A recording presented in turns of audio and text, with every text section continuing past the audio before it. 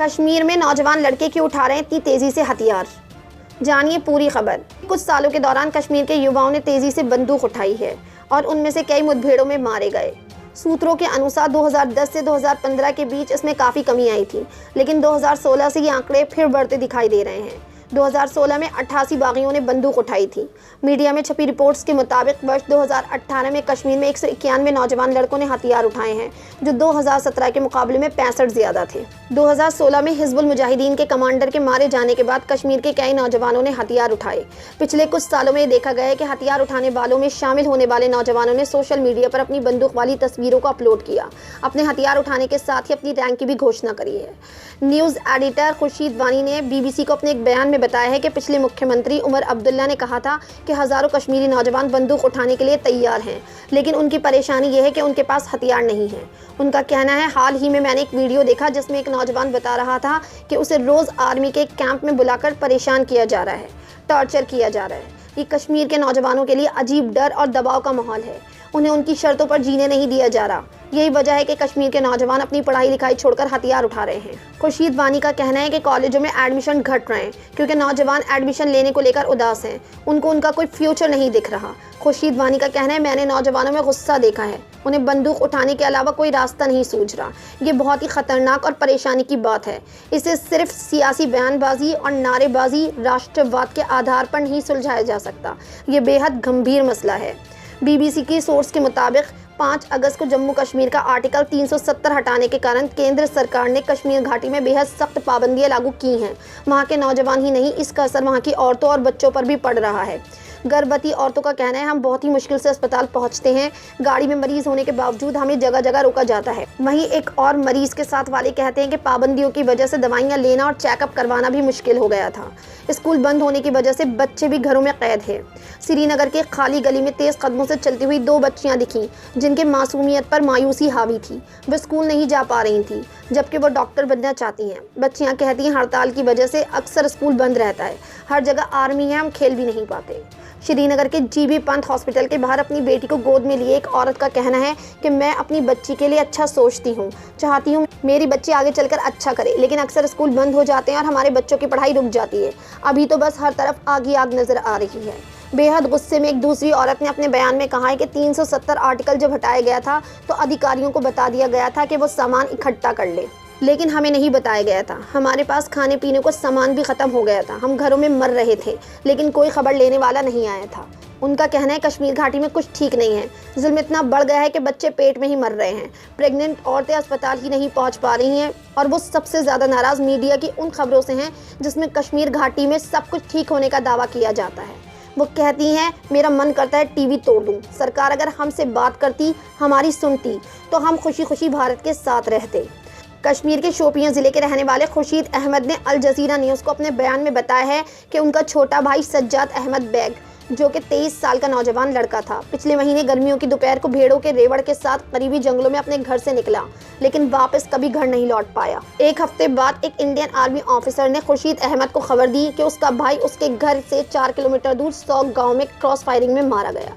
खुर्शीद अहमद का कहना है, वो बहुत छोटा था, हमें अंदाज़ा नहीं था उसके साथ क्या हुआ।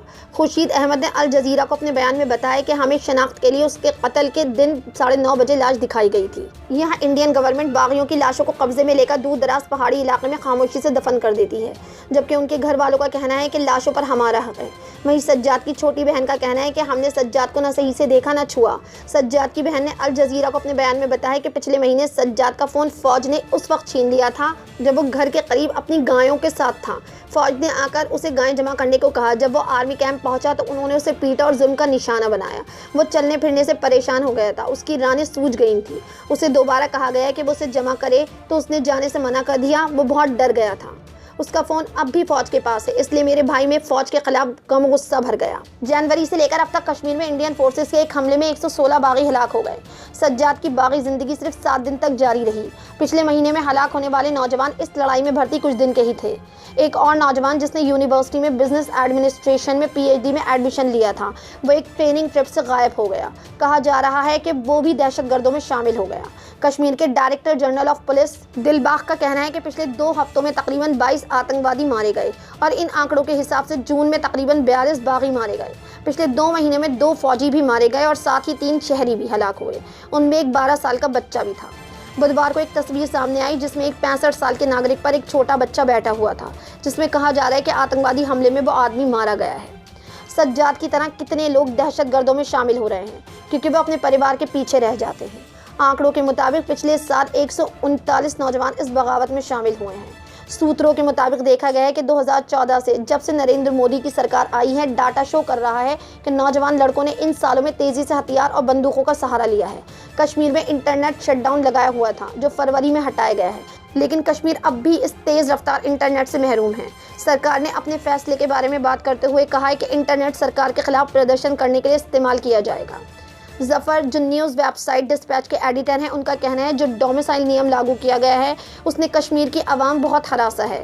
उन लोगों को लगता है कि कश्मीर में मुसलमानों की संख्या ज़्यादा है, इसलिए कानून आबादी में तब्दीली करने के लिए लागू किया गया है। इससे पहले किसी दूसरे शहर के नागरिक कश्मीर में ज़मीन नहीं खरीद सकता था।